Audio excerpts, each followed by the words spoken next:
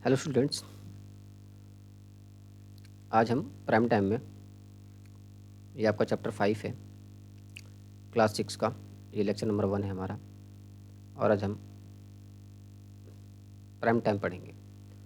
और इस prime time में आपने कुछ टॉपिक्स पढ़ने हैं, जैसे प्राइम नंबर हो गया, को प्राइम नंबर हो गया, एटसेट्रा एटसेट्रा। तो चलिए शुरू करते हैं अपने इस लेक्चर को। इस लेक्चर में हमारा पहला टॉपिक है कॉमन मल्टीपल्स और कॉमन फैक्टर्स क्या होती है। इससे पहले मैं आपको कॉमन मल्टीपल्स और कॉमन फैक्टर्स समझाऊं, हमें समझना है कि बेटा मल्टीपल्स होती क्या है सबसे पहले। ठीक, मल्टीपल्स क्या होती है, और उसके बाद हम समझेंगे फैक्टर्स क्या होती है, और उसके बाद हम समझेंगे कॉमन मल्टीपल्स क्या होती है और कॉमन फैक्टर्स क्या होती है। ठीक बेटा, मल्टीपल्स होती क्या है, तो चलिए शुरू करते हैं अपने इस लेक्चर को। आखिर मल्टीपल्स कहते किसे हैं, सवाल यह उठता है। यदि मैं बात करूं दो के मल्टीपल्स की, तो आप देखोगे मैं निकाल रहा हूं 2, 4, 6, 8, 10, 12। इसी प्रकार से मैं 5 की मल्टीपल निकालूं तो 5, 10, 15, 20, 25 और एन सो ऑन सो चलता रहेगा ये एंड इन्फिनाइट तक। आप, जब मैं 2 के मल्टीपल निकाल रहा हूँ, जब मैं 5 के मल्टीपल निकाल रहा हूँ, तो आप बेसिक कंसेप्ट क्या समझ पा रहे हैं इसमें। इसमें हम ये देख रहे हैं कि मल्टीपल्स किसी नंबर के वो होते हैं जब हम उस नंबर को, जिस नंबर के हम मल्टीपल निकाल रहे होते हैं, उस नंबर को 1, 2, 3, 4, 5, 6 एंड सो ऑन, उन नंबर से जब हम मल्टीप्लाई कर देते हैं, यानी एक तरीके से आप टेबल पढ़ रहे होते हैं।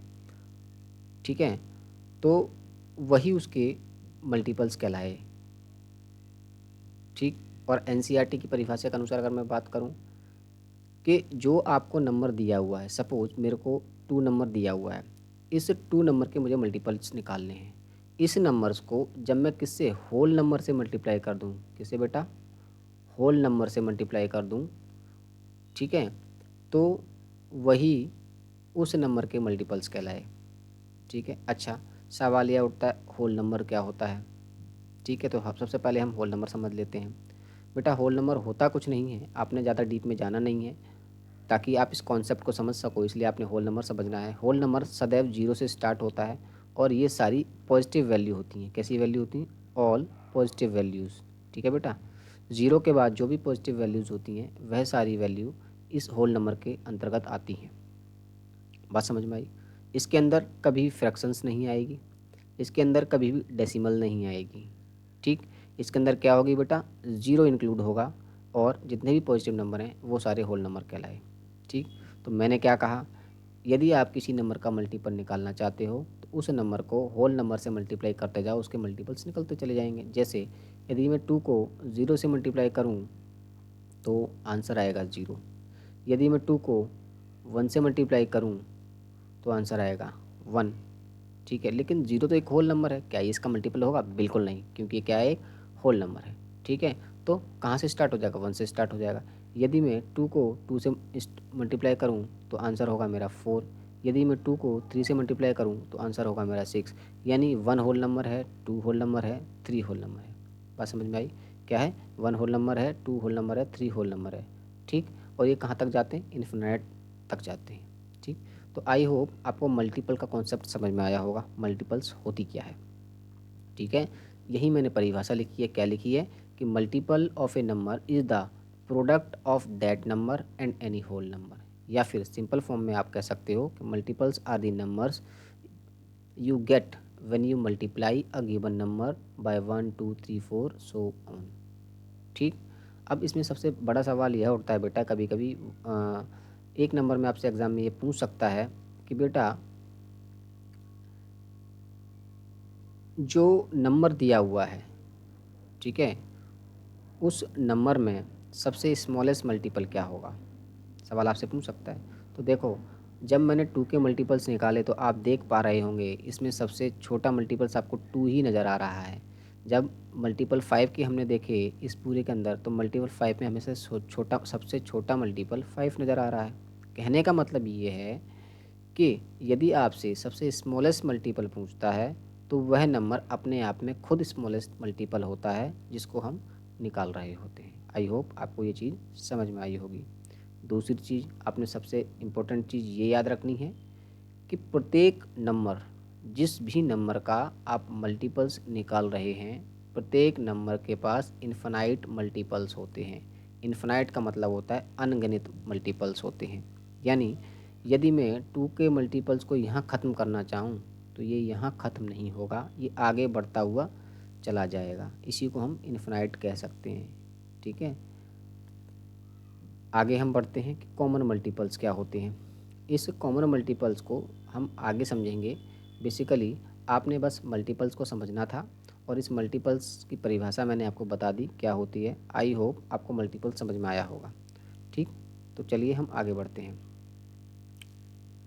अब हम पढ़ेंगे बेटा फैक्टर्स क्या होती है, और इसी फैक्टर्स का दूसरा नाम है बेटा डिवीज़र। कभी कभी आपको डिवीज़र भी बोल देता है।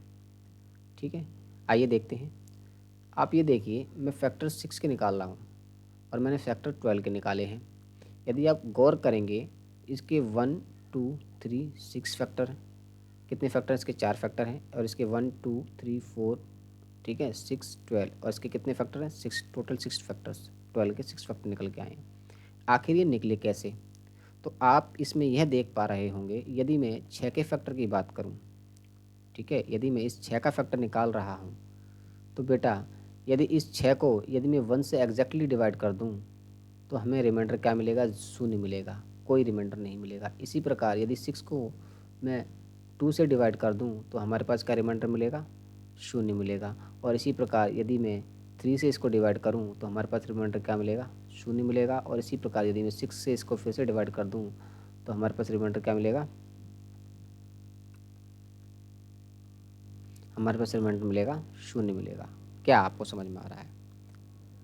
तो फैक्टर किसी नंबर का क्या होता है, ऐसा नंबर जो उस नंबर को, जिस नंबर का आप फैक्टर निकाल रहे हैं, एग्जैक्टली डिवाइड कर दे विदाउट लिमिट, बिना किसी रिमाइंडर को लीव किए हुए, तो वही नंबर उसका फैक्टर कहलाए। यानी मैं 6 का फैक्टर निकाल रहा था और जब मैंने 6 को 1 से डिवाइड किया तो मेरे पास रिमाइंडर 0 आया, तो 1 इसका फैक्टर कहलाया। इसी प्रकार से जब मैंने 2 से इसको डिवाइड करके देखा तो हमने देखा कि 2 से जैसे ही मैंने डिवाइड किया तो यह रिमाइंडर फिर से मुझे शून्य दे रहा है, यानी कि कोई भी रिमाइंडर नहीं दे रहा है, तो 2 भी इसका फैक्टर कहलाएगा।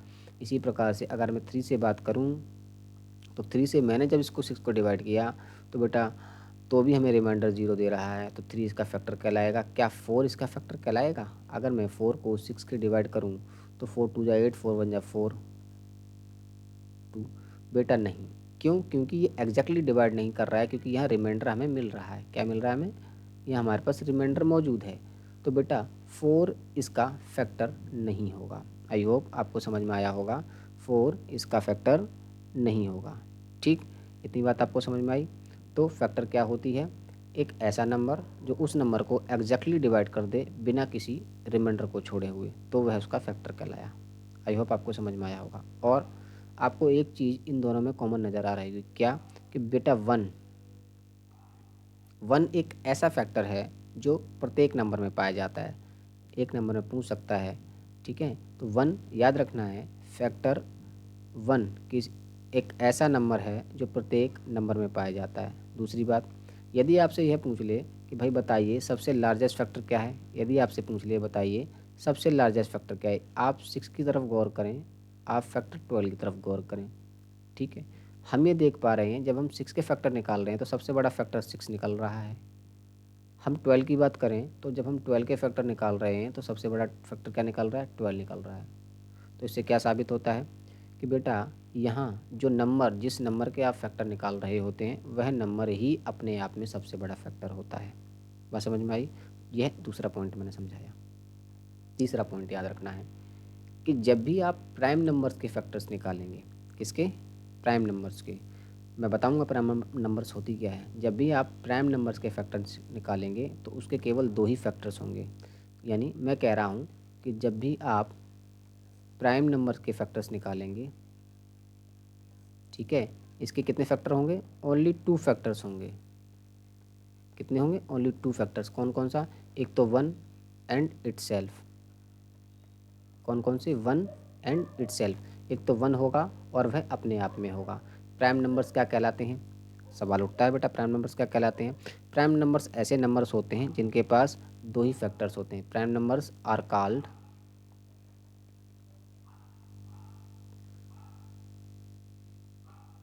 That has only two factors, उन्हीं को हम प्राइम नंबर्स कहते हैं। जैसे एग्जांपल देखो, एग्जांपल में बात करूं, 3 की बात कर लेता हूं। बेटा यदि आप 3 के फैक्टर्स निकालने जाओगे तो यदि आप 1 से मल्टीप्लाई करोगे तो ये फिर से शून्य दे देगा। यदि आप 2 से मल्टीप्लाई करोगे 1, तो ये 2 इसका क्या है बेटा, रिमाइंडर शो कर रहा है, तो ये फैक्टर नहीं है। यदि आप 3 से आप डिवाइड करोगे, सॉरी माफ़ करता हूँ, मल्टीप्लाई कर रहा हूँ, डिवाइड करोगे, यदि आप इसको 3 को 3 से ही डिवाइड करोगे तो आपको रिमाइंडर क्या मिलेगा, शून्य मिलेगा। ठीक है, आप इसको 4 से डिवाइड कर नहीं सकते हो। तो बेटा आप इसके फैक्टर्स क्या निकल के आए, एक तो 1 निकल के आया और एक 3 निकल के आया। तो 3 ही अपने आप में क्या है, 3 को हमने कहा प्राइम नंबर। क्या हमने कहा, प्राइम नंबर। क्या हमने कहा इसको, प्राइम नंबर। तो प्राइम नंबर ऐसे नंबर होते हैं जिनके केवल दो ही फैक्टर होते हैं। और एक चीज़ और याद रखनी है, प्राइम नंबर के केवल दो ही फैक्टर होते हैं, एक तो 1 और अपने आप में वह खुद नंबर। बात समझ में आई? ठीक है। 4 प्राइम नंबर नहीं हो सकता है क्योंकि उसके अनेक फैक्टर होंगे। 5 प्राइम नंबर होगा। क्या होगा बेटा, 5 भी प्राइम नंबर होगा क्योंकि इसके पास 1 और ये 5 से ही एग्जैक्टली डिवाइड होगा। यानी कि एक तो 1 से डिवाइड हो रहा है और एग्जैक्टली अपने ही नंबर से वह डिवाइड हो रहा है। तो ऐसे नंबर को हम प्राइम नंबर्स कहते हैं। आई होप आपको यह चीज़ समझ में आई होगी। चलिए हम आगे बढ़ते हैं। मैंने कॉमन फैक्टर्स समझाने हैं, मैंने फैक्टर्स आपको समझा दिए, अब हम समझेंगे कॉमन फैक्टर्स। देखिए क्या होते हैं कॉमन फैक्टर, ध्यान से देखिएगा। बेटा मैं 8 और 12 के फैक्टर्स निकाल रहा हूँ। मैंने फैक्टर 8 के निकाले और मैंने फैक्टर 12 के निकाले। बात समझ में आई? जब मैंने इनके फैक्टर्स निकाले तो 8 के फैक्टर तो निकल के आए 1, 2, 4 और 8। इसी प्रकार से 12 के फैक्टर्स निकल के आए 1, 2, 3, 4, 6 और 12। आप इन दोनों में क्या कॉमन देख पा रहे हैं? यदि आप गौर से देखेंगे तो बेटा इसमें देखो 1 8 में भी है, 1 12 में भी है, 2 8 में भी है, 2 बेटा 12 में भी है, 4 बेटा 8 में भी है और 4 12 में भी है। 8 क्या है 12 में? नहीं है। 8 बिल्कुल भी 12 नहीं है। तो हमें क्या दिख के आया, हमने ये देखा कि 1, 2, 4 ये 3 ऐसी वैल्यू हैं, ये 3 ऐसे नंबर हैं जो दोनों में मौजूद हैं। तो क्या इसका मतलब क्या है कि बेटा ये 3 वो नंबर हैं जो एग्जैक्टली 8 को जब हम डिवाइड करेंगे इन तीनों नंबरों से और 12 को जब हम तीनों नंबरों से डिवाइड करेंगे तो हमें रिमाइंडर हर हालात में शून्य ही मिलेगा। तो बेटा ऐसे नंबरों को ही हमने कॉमन फैक्टर्स कहा। सिंपल शब्द, आसान भाषा में, कि ऐसे नंबर, ठीक है, ऐसे नंबर्स जो फैक्टर्स हों, क्या हों, दो या दो से नंबरों के सेम टाइम पर, उनको हमने कॉमन फैक्टर्स कहा। उनको हमने क्या कहा, कॉमन फैक्टर्स कहा। या फिर ऐसे नंबर, कॉमन फैक्टर एक ऐसा नंबर है दैट कैन डिवाइड टू और more number exactly without leaving a remainder. यानी कि कॉमन फैक्टर एक ऐसा नंबर है जो दो या दो से अधिक नंबर को एग्जैक्टली डिवाइड कर सकता है बिना रिमाइंडर को लीव किए हुए। ठीक है, उस केसेस में रिमाइंडर क्या होगा, यानी कि 1 एक ऐसा नंबर है बेटा, यदि मैं ये 12 और 8 को डिवाइड करूं तो मुझे रिमाइंडर शून्य ही देगा। यदि 2 से मैं 8 को डिवाइड करूं बेटा, 2 से यदि मैं 8 को डिवाइड करूं तो भी हमें रिमाइंडर क्या देगा, शून्य देगा। और 2 से अगर मैं 12 को डिवाइड करूं तो भी हमें रिमाइंडर क्या मिलेगा बेटा, हर हालात में हमें क्या मिलेगा, शून्य ही मिलेगा। और 4 से यदि मैं 8 को डिवाइड करूं तो भी हमें रिमाइंडर क्या मिलेगा, शून्य मिलेगा। और यदि 4 से यदि मैं 12 को डिवाइड कर रहा हूं तो भी रिमाइंडर मुझे क्या मिल रहा है, शून्य मिल रहा है। यानी कॉमन फैक्टर्स क्या होते हैं, ऐसे नंबर जब आप दो या दो से अधिक नंबरों को डिवाइड कर रहे होते हैं तो उस केसेस में भी हमें रिमाइंडर शून्य दे रहा होगा। आई होप आपको कॉमन फैक्टर्स समझ में आ गई होगी और कॉमन फैक्टर्स निकालने का भी तरीका मैंने बातों बातों में बता दिया आप कैसे ढूंढते हैं। चलिए आगे बढ़ते हैं अपने इस लेक्चर में। आपने कुछ की पॉइंट्स इसमें याद रखने हैं। पहला, कि एक हमेशा कॉमन फैक्टर होगा सभी नंबर्स में। आप कभी भी फैक्टर्स निकालेंगे तो एक हमेशा कॉमन फैक्टर होगा। दूसरा, आपसे यहाँ पूछ सकता है बेटा कि ग्रेटेस्ट कॉमन फैक्टर क्या होगा, जिसको हम जीसीएफ कहते हैं, या फिर लार्जेस्ट कॉमन फैक्टर क्या होगा, जिसे हम एलसीएफ कहते हैं। ठीक है, आप एलसीएफ करके पूछो, आप जीसीएफ करके पूछो, बात एक ही है। तो आप कॉमन फैक्टर के अंदर जाएंगे तो आप देखेंगे सबसे बड़ा हमारे पास क्या है, 4 है। तो इस केसेस में हमारे पास क्या होगा, जीसीएफ 4 होगा। आई होप आपको ये चीज़ समझ में आई होगी जो मैं समझाना चाह रहा हूँ। अब हम आगे बढ़ते हैं कॉमन मल्टीपल्स पे। आखिर कॉमन मल्टीपल्स क्या होती है, फिर से हम देखते हैं। मैंने आपको मल्टीपल्स निकालना बताई थी, कैसे निकालते हैं। मैंने 3 की मल्टीपल निकाली, मैंने 4 की मल्टीपल निकाली। हम ये देखते हैं कि इन दोनों में कुछ नंबर फिर से मौजूद हैं जो यहाँ हैं। जैसे मैं बात करूँ बेटा 12, 12 4 में भी है, 12 3 में भी है। यहाँ 24 4 में भी है, 24 3 में भी है।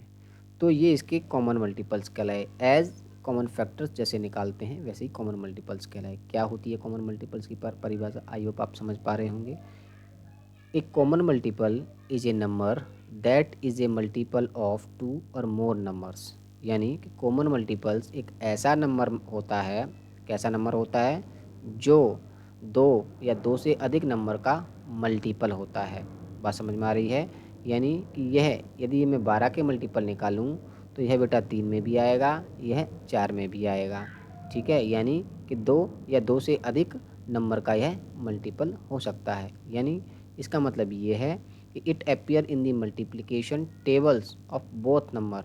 यानी कि जब हम इन दोनों के टेबल पढ़ेंगे 3 और 4 के, तो इन दोनों में यह 12 नंबर मौजूद होगा और इन दोनों में यह 24 नंबर भी मौजूद होगा। ऐसे नंबरों को हमने कॉमन मल्टीपल्स कहा। हम एनसीईआरटी की परिभाषा एक बार देख लेते हैं। उसने क्या कहा, उसने यह बोला है कि common multiple is a number that is multiple of 2 और मोर नंबर। सेम वही है जो मैंने बताया है बेटा, और इसमें कुछ हमें रॉकेट साइंस नहीं पढ़नी है। यानी कि कॉमन मल्टीपल एक ऐसा नंबर होता है जो 2 या 2 से अधिक नंबरों का मल्टीपल होता है।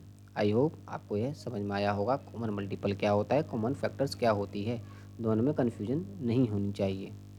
और इसमें की पॉइंट आपने क्या रखना है, जब भी इसमें आपसे हमेशा पूछता है कि बेटा स्मॉलेस्ट कॉमन मल्टीपल क्या होता है, जिसको हम कहते हैं लीस्ट कॉमन मल्टीपल, यह आपसे हमेशा सवाल में पूछता है। तो 3 और 4 में बेटा लीस्ट कॉमन मल्टीपल क्या होगा, 12 होगा। इसमें हम कभी भी मोस्ट कॉमन मल्टीपल नहीं पूछेगा। क्या नहीं पूछेगा, मोस्ट कॉमन मल्टीपल नहीं पूछेगा, क्योंकि मल्टीपल जो है इन्फिनाइट लेवल तक जाता है। तो मोस्ट कॉमन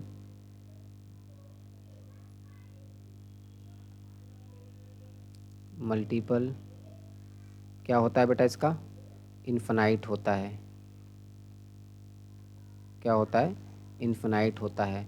इसीलिए हमेशा इसमें क्या पूछता है, ऑलवेज आस्क्स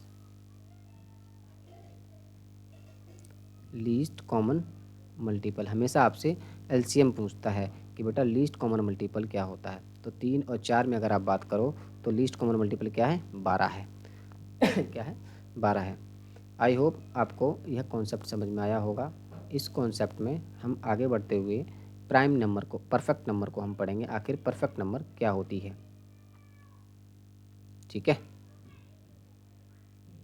इस परफेक्ट नंबर को पढ़ने से पहले हम प्रॉपर फैक्टर्स पढ़ लेते हैं क्या होती है। देखो, प्रॉपर फैक्टर्स ऐसे फैक्टर्स होते हैं जो अपने आप में तो वह नंबर नहीं होगा और साथ में उसके अंदर 1 भी शामिल नहीं होगा। यानी यदि मैं 12 के प्रॉपर फैक्टर्स निकालना चाहूँ तो 12 के बेटा क्या होते हैं, 1 2 3 4 6 और 12। लेकिन ये प्रॉपर फैक्टर नहीं है, ये तो फैक्टर निकले हैं। यदि आप इसके प्रॉपर फैक्टर निकालना चाहो तो आप क्या करोगे, 1 को एक्सक्लूड करोगे। किसको एक्सक्लूड करोगे, 1 को एक्सक्लूड करोगे। किसको, 1 को एक्सक्लूड करोगे। और जो नंबर, जिस नंबर का आप प्रॉपर फैक्टर्स निकाल रहे हो उसको एक्सक्लूड करोगे। ये जो बचे हुए नंबर हैं यही प्रॉपर फैक्टर कहलाए। यही क्या कहलाए, प्रॉपर फैक्टर्स कहलाए। यानी ऐसे नंबर्स जिसमें एक्सक्लूड होंगे वह नंबर अपने आप में और साथ ही साथ में वन, नंबर वन, ऐसे नंबरों को हमने क्या कहा, प्रॉपर फैक्टर्स कहलाए। ठीक है, परिभाषा क्या कहती है परफेक्ट नंबर की? एक ऐसा नंबर जो बराबर होगा किसके, सम ऑफ इट्स प्रॉपर फैक्टर्स। ठीक है यानी जब आप इन प्रॉपर फैक्टर्स को सम कर दोगे, वह जिस नंबर के आपने फैक्टर्स निकाले हैं उसके बराबर आ जाएगा, तो उस नंबर को हम प्राइम नंबर, परफेक्ट नंबर कहेंगे। क्या कहेंगे, परफेक्ट नंबर कहेंगे। ठीक, तो 12 इसमें परफेक्ट नंबर नहीं है। क्यों? क्योंकि अगर मैं 2 को, 3 को, 4 को, मैं नेक्स्ट स्लाइड में ले लेता हूँ। देखो, क्या मैं अगर मैं 12 की बात करूँ, इसके परफेक्ट नंबर क्या होंगे, फैक्टर्स क्या होंगे, 1, 2, 3, 4, 6 और 12। ठीक है, ये फैक्टर्स हैं। क्या हैं ये, फैक्टर्स हैं। यदि मैं प्रॉपर फैक्टर्स निकालूं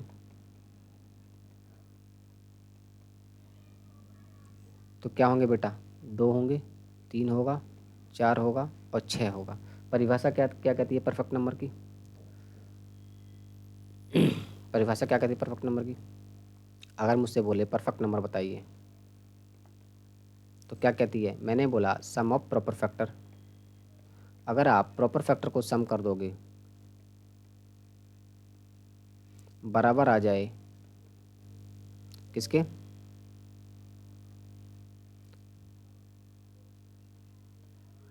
जो आपको नंबर दिया हुआ उसके।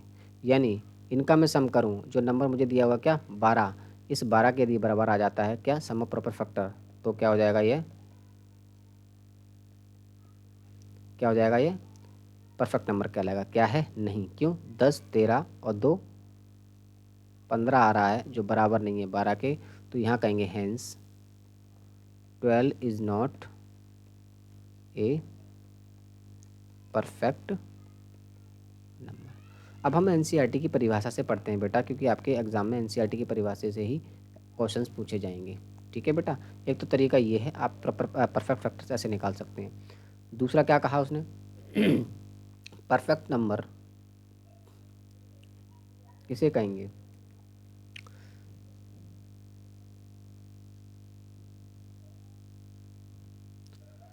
ए number for which the sum of all its factor.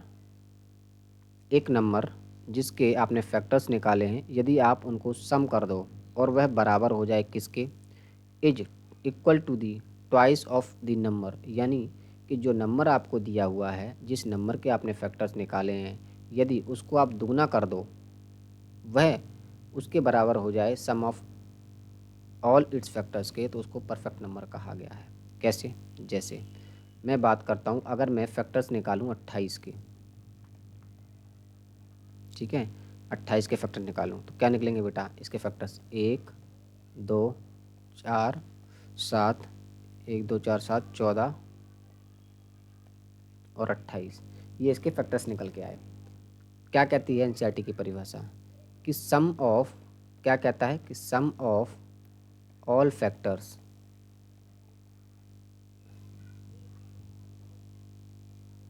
Some of all factors is equal to twice of a number.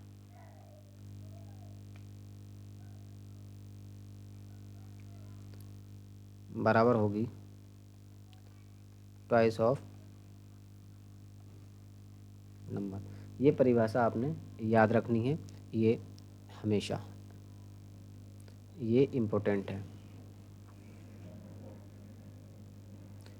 ठीक है, कैसे? मैंने कहा सम ऑफ ऑल फैक्टर्स, यदि मैं 1 को, 2 को, 4 को, 7 को, 14 को और 28 को सम करता हूँ, और मुझसे कहा गया है कि ट्वाइस ऑफ ए नंबर, जो नंबर दिया हुआ है वह इसके बराबर आ जाता है, तो वह नंबर इसका क्या होगा, परफेक्ट नंबर होगा। जैसे इनको मैं ऐड करूँ तो ये आ रहा है 56। ठीक है, तो ये भी 56 के बराबर है, तो हैंस हम कहेंगे, hence 28 is a perfect number.